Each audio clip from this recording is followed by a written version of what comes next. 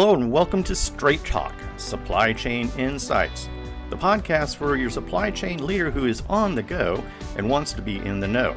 And now, your host, Lora Cecere. Welcome to Straight Talk with Supply Chain Insights. My name is Lora Cecere, and I'm the founder of Supply Chain Insights. And this is a continued series on what would I tell my 25-year-old self. This series is designed for supply chain leaders who are in the middle of their career or beginning their career and want to hear advice from senior supply chain leaders. Today, I'm honored to be able to interview Brad Blizzard. Brad has 37 years of experience in distribution-centric industries and worked for companies like Colgate and Bridgestone. And Brad, it's great to have you on the show today. Thank you. Tell the group a little bit about yourself. Where'd you go to school? How'd you begin your career? Sure. Thanks, Laura. Great to be here.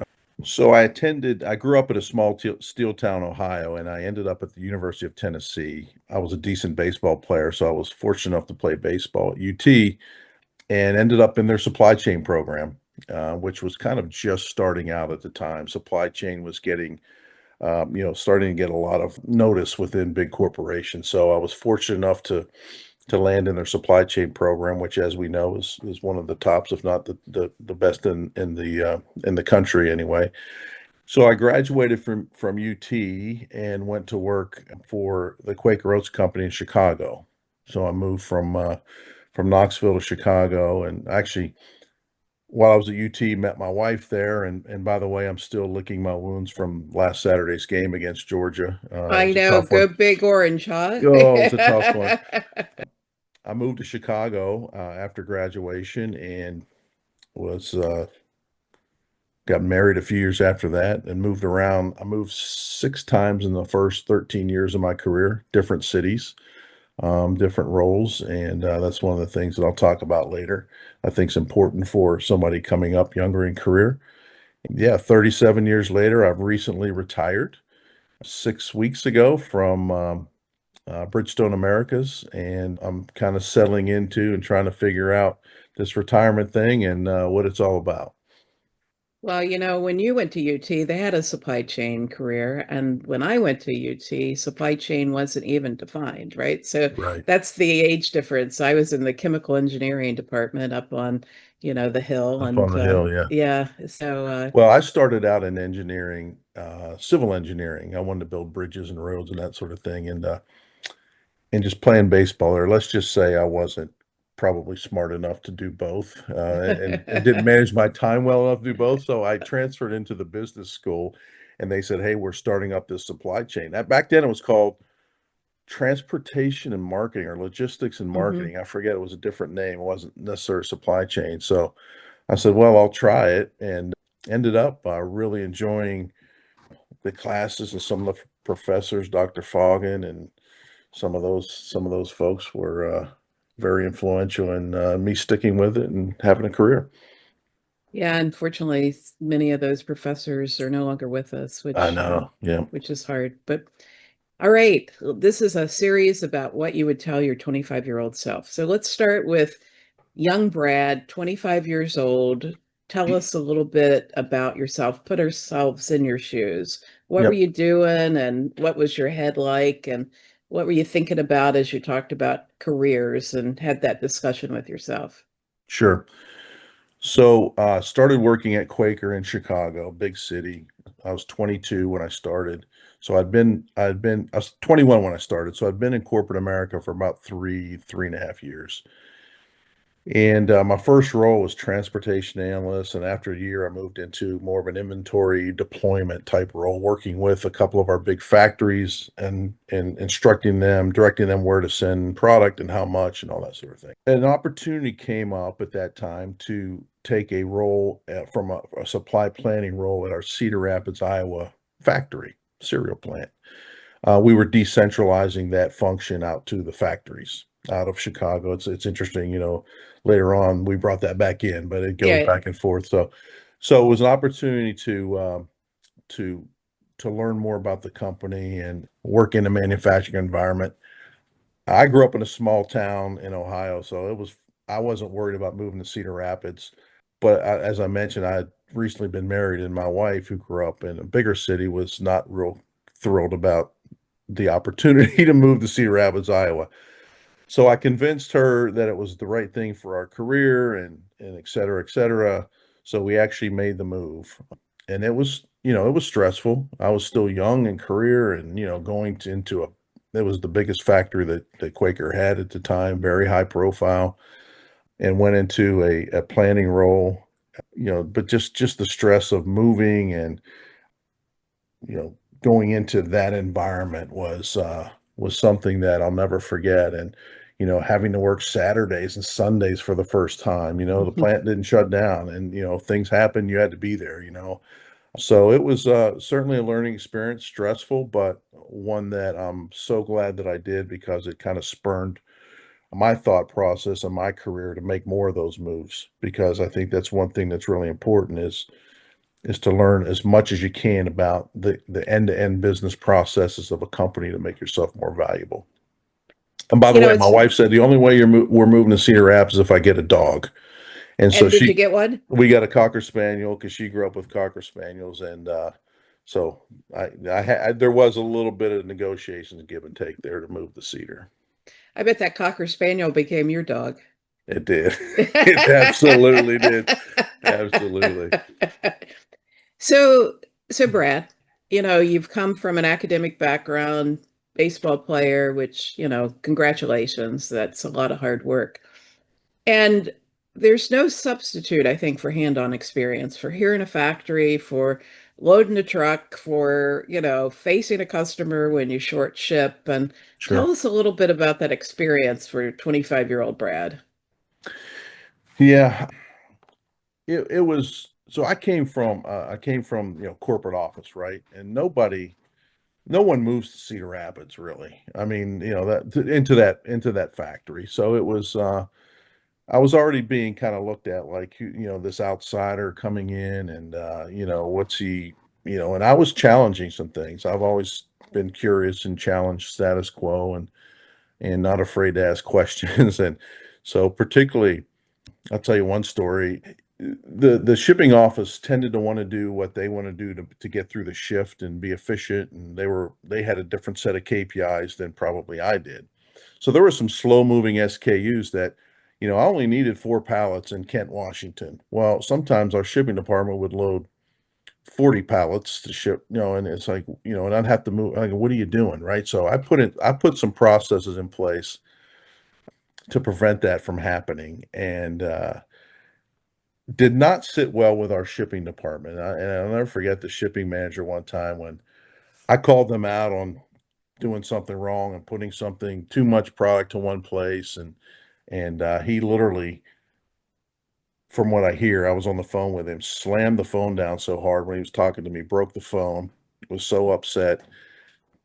But as it turns out, when you started looking at some of our KPIs that our plant manager looked at and got graded on, such as order fill rates and things like that, it started improving dramatically because we changed some things. But it was a tough, it was a not an easy first 6 months there for sure while we were putting these changes in place. So, and then we had the family getting used to meeting people and getting used to being on our own and not knowing anybody in that town. And oh, by the way, when I was a year into Cedar Rapids, we had our first child, which put a little bit even more, kind of stress on the whole situation of being in Cedar Rapids. And uh, you know, grandparents were in Ohio and Tennessee, so they weren't even close. So we were really on our own.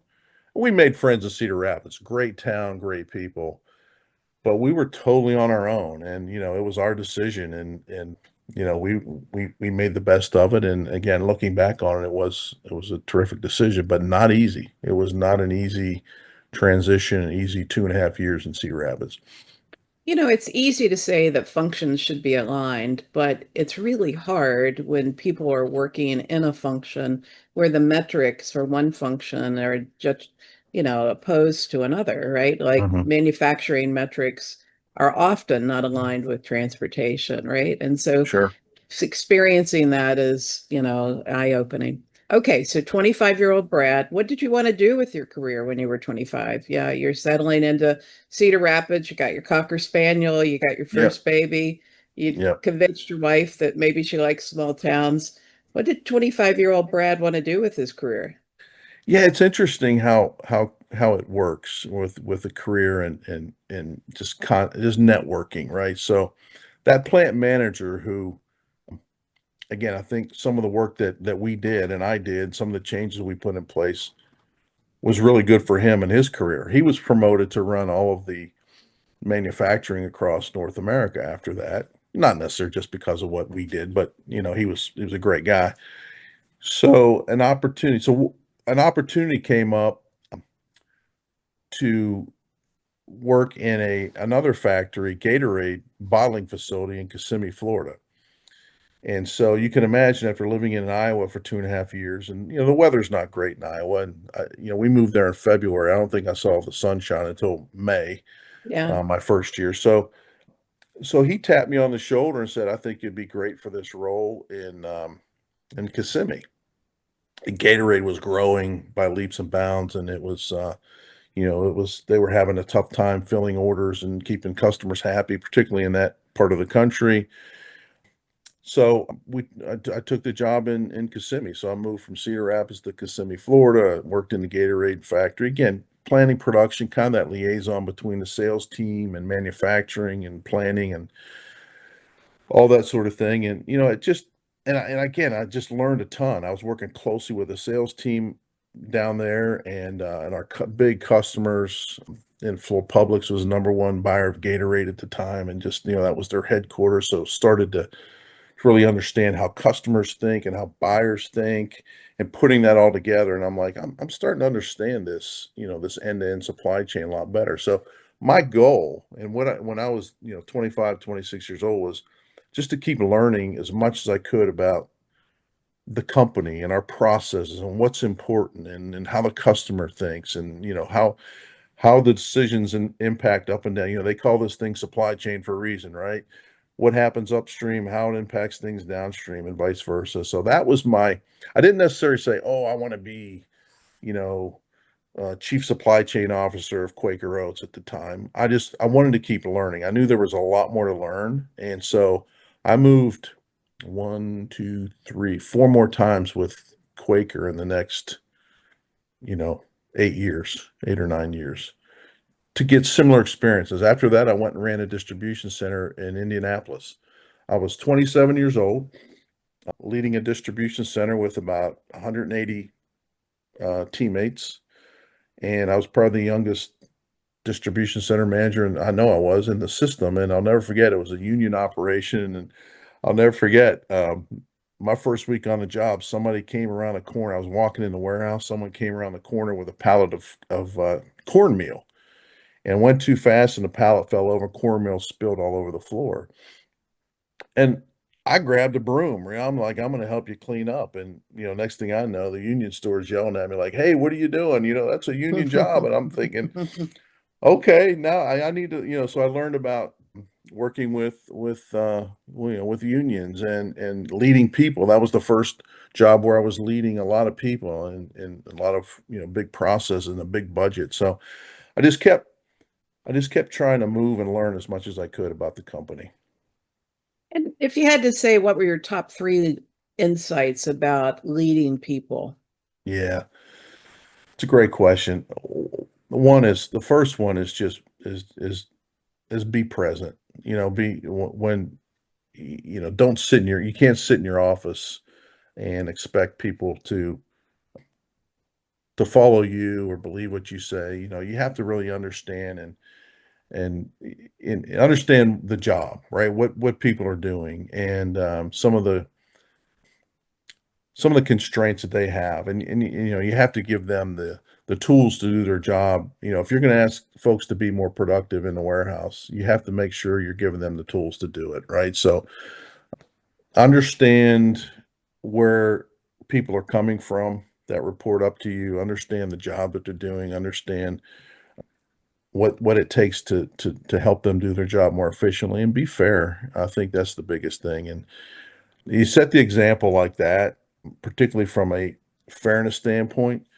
It's easy in the union environment. You've got rules, right? You've got your booklet, and if you miss work 3 times, blah blah blah.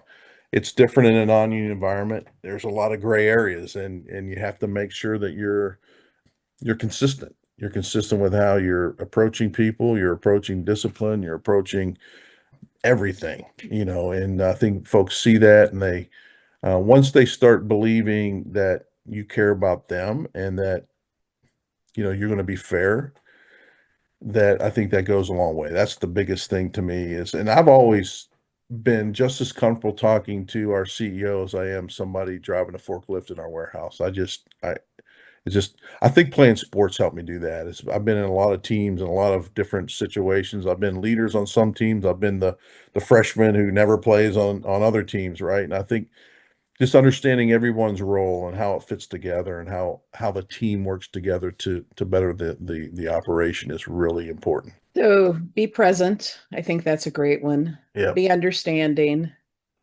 and empathetic and be fair is what I hear. Consistent.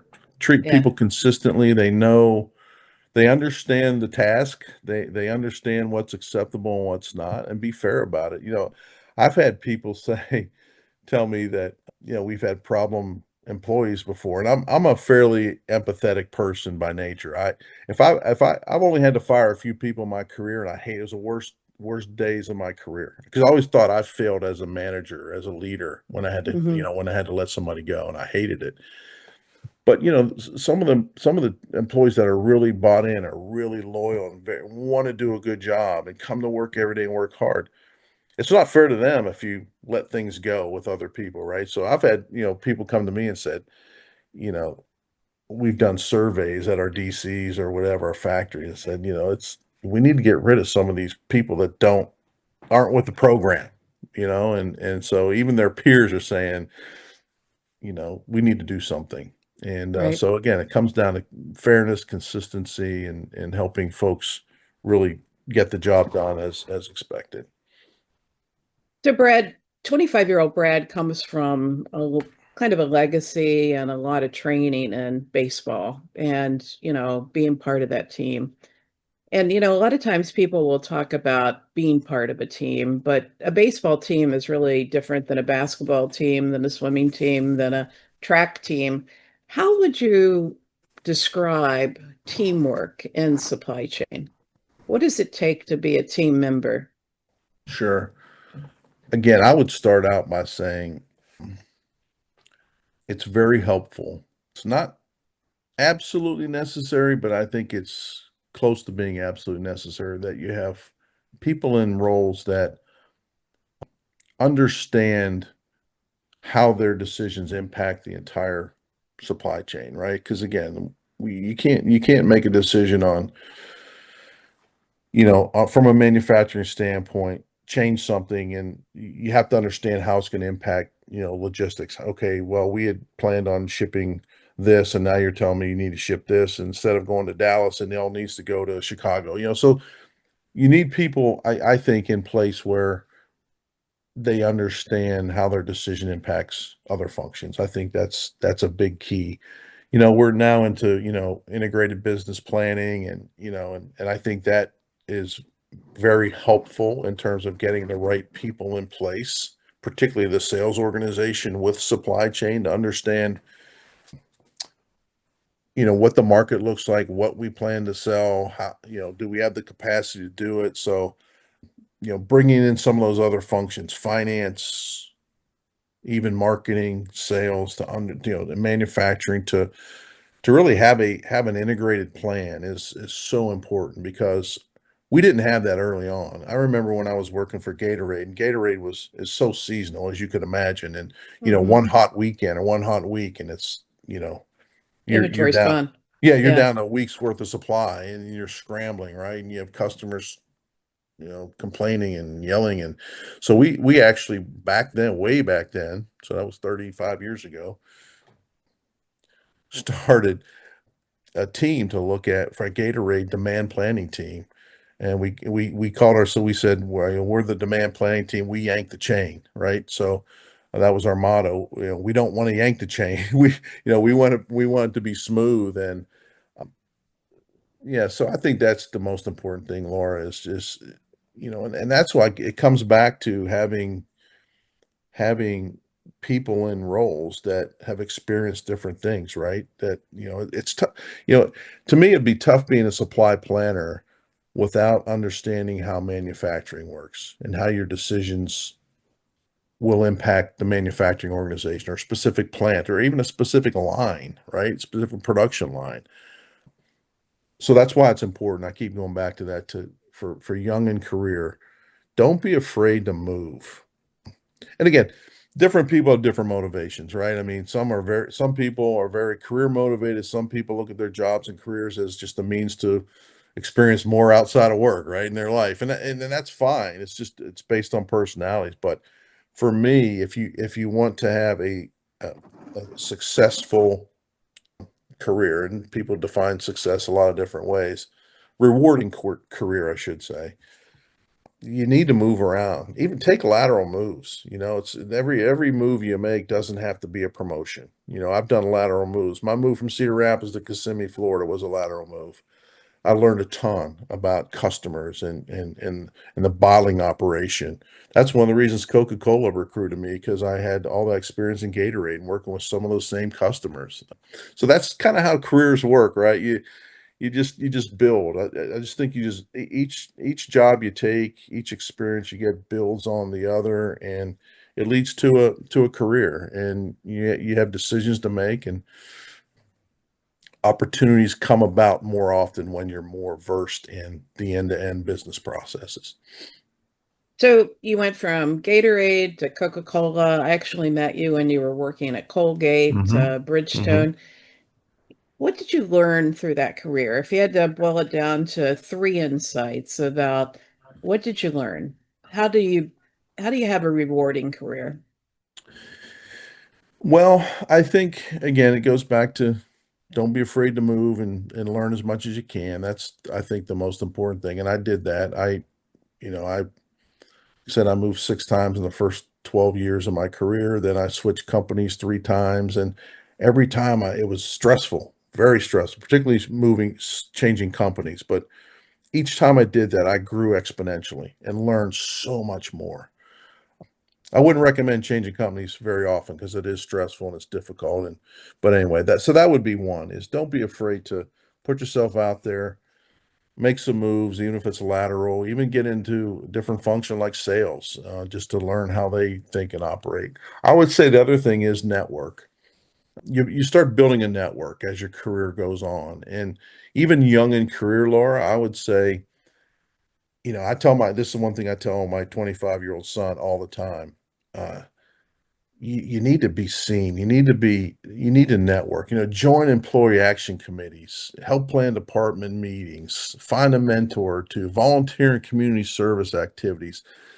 Let people see you outside of work and what you're all about, and you're dependable and you care, and that sort of thing. And especially now with so much work being done out of the office at home, it's so much different, right? When you and I were coming up, and I think it's so much more important now to be seen. And when you have opportunities to do those sorts of things, you should do it. And I encourage my son all the time. I'm like, how many days a week is your boss in the office and your VP in the office? Like, no, they go in pretty much every day. I'm like, then why are you here? You know, Yeah. he's like, oh, we get to work from home 3 days a week. I'm like, I know you get to, but Why are you here? why are you here? You should Yeah. be in the office and interacting with those folks, so they get to know you and they see you and they know who Andrew Blizzard is, and that sort of thing. So don't be afraid to move around. Continue to just learn as much as you can about the end-to-end business processes, network as much as you can. The other thing that I would tell, and I tell my son this, is s- public speaking and presentation skills. No one really, you might, being in, then you started your own company and successful, and you do a lot of speaking and presentations, but a lot of people don't feel comfortable doing that. And I know my son's he's a little bit on the shy side. He's not an extrovert necessarily, but you're going to find yourself standing in front of a room whether it's 8 people or 80 people at some point presenting, and whether you're trying to convince somebody to on a project, or you're presenting your KPIs, or you're really presenting yourself. And so I think I would have worked on my public speaking and presentation skills earlier in my career, and I think that would have helped my confidence. It would have helped me really even move faster in the organization if I had better presentation, public speaking skills. I wasn't terrible, but I wasn't confident in it, and I'm sure it came across sometimes that way. And how did you improve your public speaking? I joined Toastmasters was one, Okay. that's out there. Quaker offered, they would come in and they had a Quaker Toastmaster kind of club.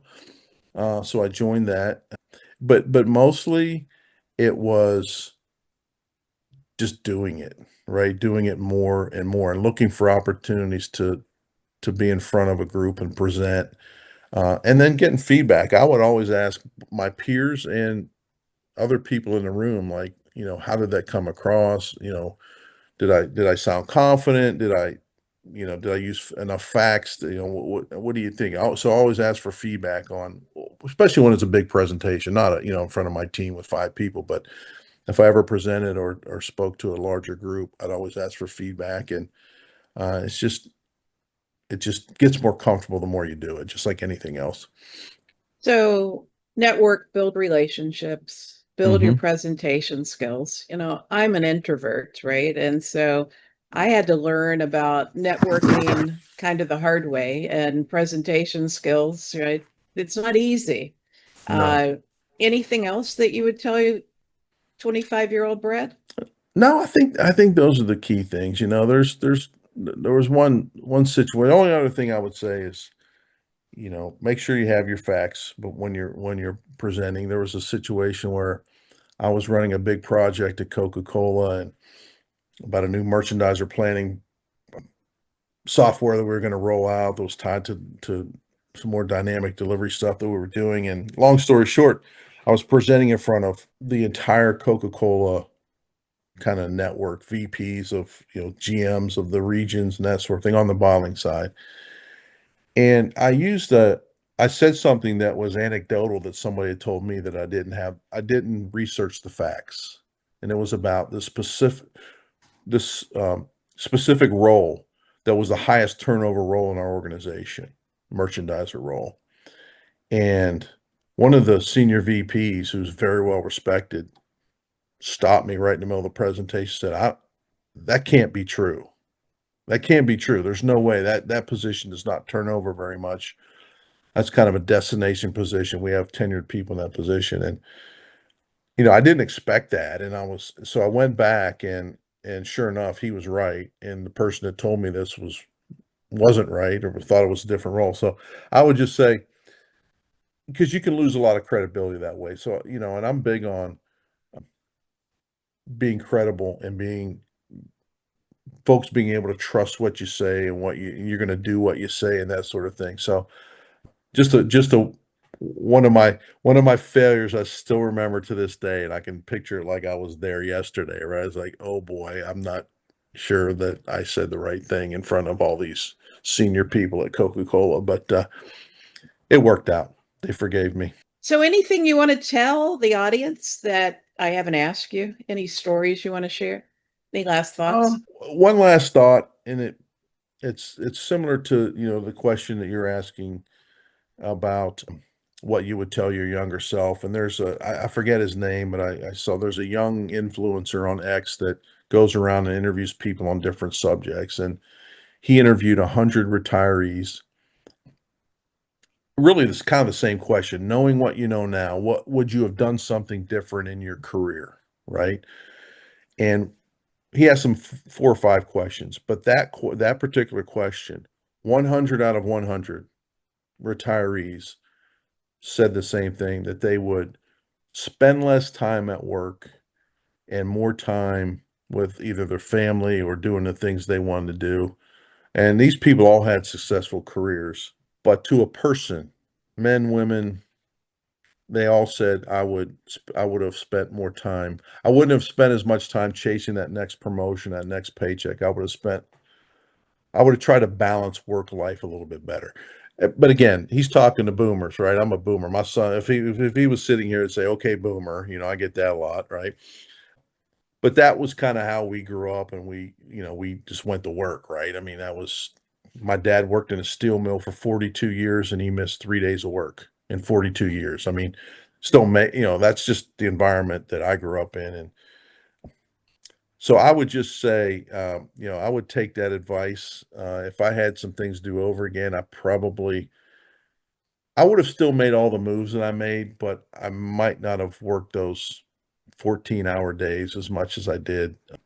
You have to really balance, and if you're not careful, particularly with information, data that we have today, and in social media, and you can get caught up in working 24/7, and you really, I would just advise everybody just to think about that, and maybe not work those 16-hour, 14-hour days as often. Great insights. Well, thank you so much, and good luck with retirement. I don't think you're going to Thank you. retire. And I appreciate you joining our series of What Would I Tell My 25-year-old self? I leave this interview with, let's continually learn. Let's build relationships. Let's show up and be present. Let's be fair. Let's build teams. Thank you, Brad. I think you were a great supply chain leader, and I'm proud to know you. All the best. Thanks, Laura. I appreciate it. It was a lot of fun. Thank you. All the best.